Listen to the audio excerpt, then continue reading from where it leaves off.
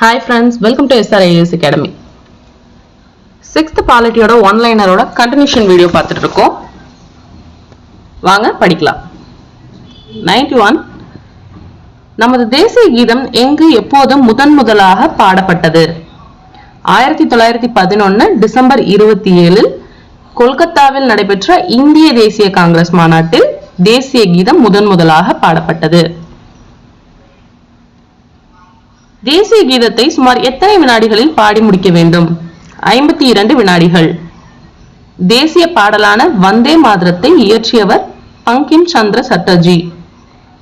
தேசிய பாடல் எடுக்கப்பட்ட நாவல் ஆனந்த மடம்.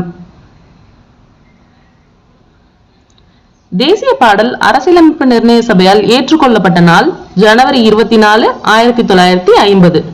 தேசிய கீதம் மற்றும் தேசிய பாடல் இரண்டுமே ஜனவரி 24, 1950 தான் ஏற்றுக்கொள்ளப்பட்டிருக்கும்.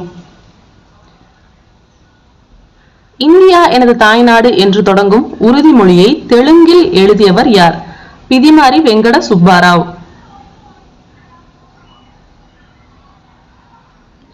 இந்தியாவின் ரூபாய்க்கான சின்னத்தை 2010 வடிவமைத்தவர் தமிழகத்தைச் சேர்ந்த டி. உதயகுமார் அவர்கள். கிபி 78 சக ஆண்டு முறை எந்த பேரரசர் காலத்தில் தொடங்கியது? பேரரசர் கனிஷ்கர்.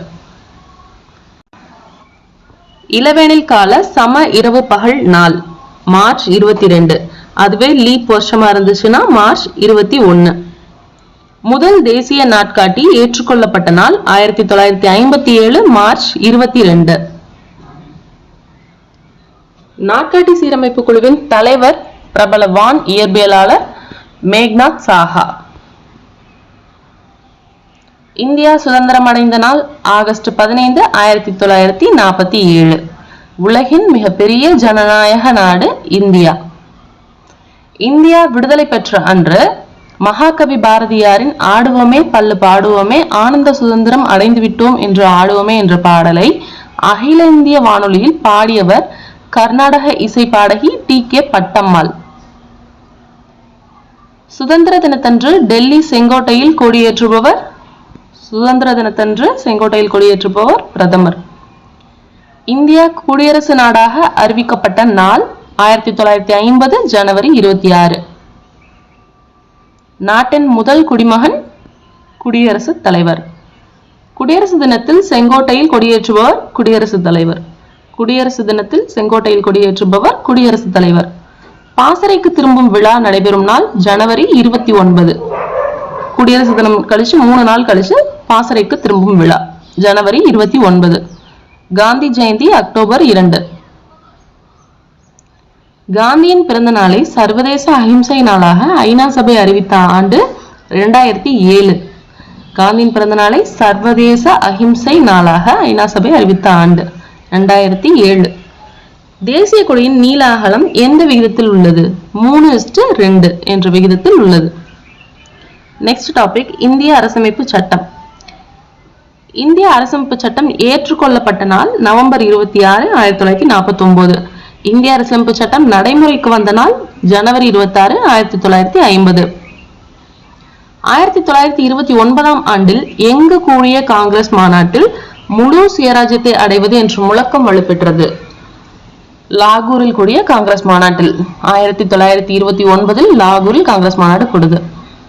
முழு சுதந்திர நாளாக கொண்டாடப்பட்ட தினம் 1930 ஜனவரி 26. இந்த ஜனவரி 26 நினைவாதான் குடியரசு தினம் கொண்டாடப்படுது. ஜனவரி 26, 1950. நமது நாட்டின் உயர்ந்தபட்ச சட்டமாக விளங்குவது இந்திய அரசமைப்பு சட்டம். இந்திய அரசியலமைப்பு நிர்ணய மன்றம் உருவாக்கப்பட்ட ஆண்டு 1946. அதிலிருந்த உறுப்பினர்களின் எண்ணிக்கை 389.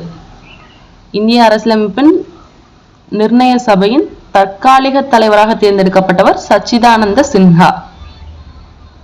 இந்திய அரசியலமைப்பு நிர்ணய சபையின் நிரந்தர தலைவராக தேர்ந்தெடுக்கப்பட்டவர் டாக்டர் ராஜேந்திர பிரசாத். நிர்ணய சபையிலிருந்த பெண் உறுப்பினர்களின் எண்ணிக்கை 15. அரசமைப்பு சட்ட வரைவு குழுவின் தலைவர் B.R. அம்பேத்கர். சட்ட வரைவு குழுவின் எத்தனை உறுப்பினர்கள் இருந்தாங்கன்னு பாத்தீங்கன்னா 7 பேர் இருந்திருக்காங்க உறுப்பினர்கள். இந்திய அரசியலமைப்பு நிர்ணய சபையின் முதல் கூட்டம் கூடிய நாள் டிசம்பர் 9, 1946. இந்திய அரசியலமைப்பு சட்டத்தின் தந்தை என்று அழைக்கப்படுபவர் B.R. அம்பேத்கர். இந்திய அரசியலமைப்பு சட்டம் எத்தனை நாடுகளில் இருந்து பெறப்பட்டது? 60 நாடுகளில் இருந்து பெறப்பட்டது. இந்திய அரசியலமைப்பு சட்டத்தை உருவாக்கப்படுவதற்கு எவ்வளவு செலவானது? 64 லட்சம் செலவாயிருக்கு. 60 நாடுகள்ல இருந்து எடுத்திருக்காங்க. 64 லட்சம் ரூபாய் செலவு பண்ணியிருக்காங்க. இந்தியாவில் அரசியலமைப்பு சட்ட நாள் நவம்பர் 26. நவம்பர் 26, 1949 வந்து முழுதாக எழுதி முடிக்கப்பட்டது. நவம்பர் 26 அன்று ஏற்றுக்கொள்ளப்பட்டதனால் அரசியலமைப்பு சட்ட நாளாக இந்தியாவில் நவம்பர் 26 கொண்டாடுறோம். அரசியலமைப்பு சட்டம் எழுதி முடிக்க எவ்வளவு காலம் எடுத்துக்கொள்ளப்பட்டது அப்படின்னு பாத்தீங்கன்னா 2 ஆண்டுகள் 11 மாதங்கள் 18 நாட்கள். 1946 டிசம்பர் 9 ஆரம்பிச்சு ஜனவரி 26 வரைக்கும். அரசியலமைப்பு சட்டத்தின் முன்னுரை தான் முகப்புரை என்று அழைக்கப்படுகிறது.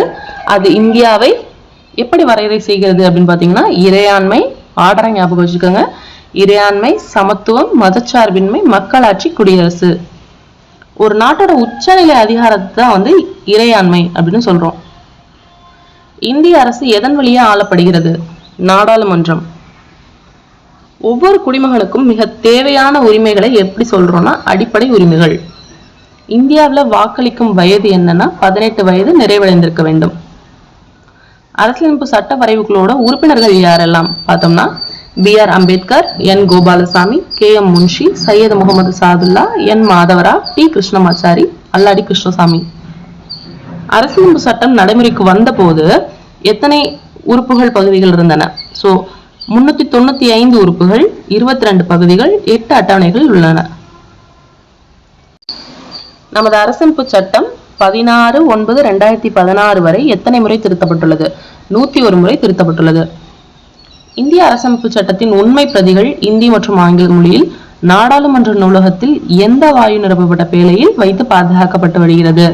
ஹீலியம் வாயு நிரப்பப்பட்ட பேழையில் வைத்து பாதுகாக்கப்பட்டு வருகிறது இந்திய அரசியலமைப்பு சட்டத்தின் உண்மை பிரதிகள். நெக்ஸ்ட் டாபிக் மக்களாட்சி. மக்களால் மக்களுக்காக மக்களை நடத்தும் ஆட்சி மக்களாட்சி என்று கூறியவர் ஆப்ரஹாம் லிங்கன். ஒரு நாட்டின் குடிமக்கள் தேர்தல் வழியில் தங்களது பிரதிநிதிகளை தேர்ந்தெடுக்கவும் அதன் மூலம் அரசு அதிகாரத்தில் நேரடியாக பங்கேற்பதையும் தான் மக்களாட்சி என்கிறோம். மக்களாட்சியின் பிறப்பிடம் கிரேக்கம். மக்களாட்சினா இங்கிலீஷ்ல டெமோக்ரஸி. டெமோக்ரஸிங்கிறது டெமோஸ் மற்றும் கிரேஷியா என்ற 2 கிரேக்க சொல்ல இருந்து வந்திருக்கு. டெமோஸ்னா மக்கள், கிரேஷியானா அதிகாரம், மக்கள் அதிகாரம்னு அர்த்தம். மக்களை சட்டங்களை உருவாக்கும் மற்றும் அனைத்து சட்டங்கள் திருத்தங்களையும் அங்கீகரிக்கும் முறை வந்து நேரடி மக்களாட்சி. நேரடி மக்களாட்சியை வெற்றிகரமாக செயல்படுத்துற நாடு சுவிட்சர்லாந்து. மக்களால் தேர்ந்தெடுக்கப்பட்ட பிரதிநிதிகள் மூலம் சட்டங்கள் மற்றும் விதிகள் இயற்றும் முறை வந்து பிரதிநிதித்துவ மக்களாட்சி அல்லது மறைமுக மக்களாட்சின்னு சொல்றோம். உலக மக்களாட்சி தினமாக 2007 ஐநா சபை அறிவித்த நாள் என்னைக்குன்னு பாத்தீங்கன்னா செப்டம்பர் 15. செப்டம்பர் 15 தான் உலக மக்களாட்சி தினம். உலகிலேயே முதலில் பெண்களுக்கு ஓட்டுரிமை அளித்த நாடு வந்து நியூசிலாந்து 1893.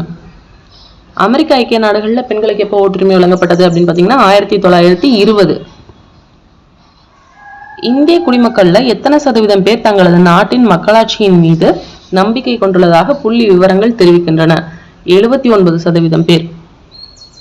உலகிலேயே பழமையான மற்றும் நீண்ட காலமாக செயல்பட்டு வரும் நாடாளுமன்றத்தை கொண்டுள்ள நாடு ஐஸ்லாந்து. நெக்ஸ்ட் டாபிக் உள்ளாட்சி அமைப்பு, ஊரகமும் நகர்ப்புறமும்.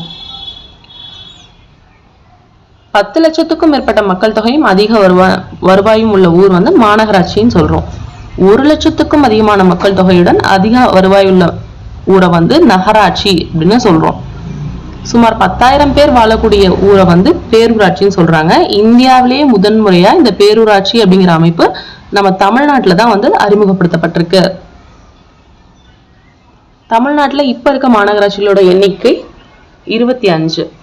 இந்தியாவோட மிக பழமையான உள்ளாட்சி அப்படிங்கிறது சென்னை மாநகராட்சி தான். 1688 உருவாக்கப்பட்டிருக்கு. மாநகராட்சியோட ஆணையரா யார் இருப்பாங்கன்னா ஒரு இந்திய ஆட்சிப்பணி அதிகாரி இருப்பாரு. மக்களாட்சி அமைப்போட ஆணி வேரா எதை சொல்றாங்கன்னா கிராம சபை. இந்த கிராம சபைங்கிறது ஒரு நிரந்தர அமைப்பா இருக்கும். இது ஆண்டுக்கு 4 முறை வந்து கூடும்.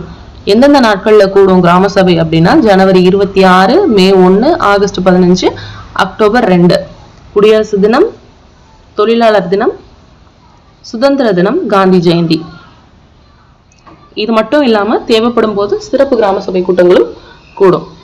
பஞ்சாயத்து ராஜ் சட்டம் வந்து கொண்டு வரப்பட்ட நாள் 1992 ஏப்ரல் 24. பஞ்சாயத்து ராஜ் என்ற பெயர் வைத்தவர் யாருன்னு பாத்தீங்கன்னா மகாத்மா காந்தி. தேசிய ஊராட்சி தினமா என்றைக்கு கொண்டாடுறோம் அப்படின்னா ஏப்ரல் 24. தேசிய ஊராட்சி தினம் ஏப்ரல் 24. தமிழகத்தில் 2011 நடைபெற்ற உள்ளாட்சி தேர்தலில் பெண்கள் எத்தனை சதவீத இடங்களில் வெற்றி பெற்றனர்? 38%. ஃபர்ஸ்ட் வந்து 33% வந்து பெண்களுக்கான இடஒதுக்கீடு இருந்துச்சு. ஆனா 2011 நடந்த எலெக்ஷன்ல பெண்கள் வந்து 38% வந்து வின் பண்ணியிருந்தாங்க. ஸோ 2016 ஆண்டு பார்த்தீங்கன்னா தமிழக அரசு பெண்களுக்கு உள்ளாட்சியில 50% இடஒதுக்கீடு வழங்கி சட்ட திருத்தம் செஞ்சிருக்கு. 2016 ஆண்டு 50% இடஒதுக்கீடு உள்ளாட்சியில் பெண்களுக்கு. உள்ளாட்சி பிரதிநிதிகளோட பதவி காலம் வந்து 5 ஆண்டுகள். தேர்தலும் வந்து 5 ஆண்டுகளுக்கு ஒரு தடவை நடத்தப்படும். உள்ளாட்சி தேர்தலை நடத்துற அமைப்பு எதுன்னா மாநில தேர்தல் ஆணையம். தமிழ்நாட்டில் மாநில தேர்தல் ஆணையம் இப்போது எங்க இருக்கு அப்படின்னு பாத்தீங்கன்னா சென்னை கோயம்பேட்டில் இருக்கு. நெக்ஸ்ட் டாபிக் சாலை பாதுகாப்பு. நம் சாலைகளில் செய்ய வேண்டிய மற்றும் செய்யக்கூடாதவைகள் பற்றிய விதிகளான கட்டாய குறியீடுகள்லாம் என்ன ஷேப்ல இருக்கும் அப்படின்னு பாத்தீங்கன்னா வட்ட வடிவத்தில் இருக்கும் கட்டாய குறியீடுகள்.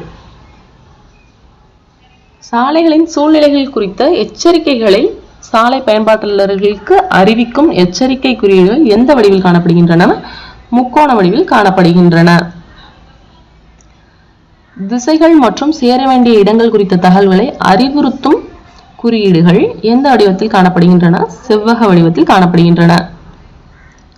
பாதசாரிகளுக்கு என்று சாலையில் கடக்கும் பகுதி எந்த ஆண்டு பிரிட்டனில் அமைக்கப்பட்டது அப்படின்னு பார்த்தீங்கன்னா 1934. நடைபாதைகள் பெலிசா பேக்கன் என்று அழைக்கப்பட்ட ஒளி கம்பங்கள் அமைக்கப்பட்டது யாரின் நினைவால்? பிரிட்டனின் போக்குவரத்து துறை அமைச்சர் எல் ஹோரி பெலிசா அப்படிங்கிற நினைவாக நடைபாதைகள்ல ஒளிக்கம்பங்கள் அமைக்கப்பட்டிருக்கு. 6th பாலிட்டிக்கான ஒன்லைனர் வந்து சமச்சீர் இன்சைட் கொஸ்டின்ஸ் எல்லாமே வந்து கம்ப்ளீட் பண்ணிட்டோம். ஹோப் இந்த வீடியோ உங்களுக்கு யூஸ்ஃபுல்லா இருந்திருக்கும்னு நினைக்கிறேன். இதே மாதிரி எல்லா டாபிக்கும் ஒன்லைனர் வந்து வீடியோஸ் அப்லோட் பண்ண போறோம்.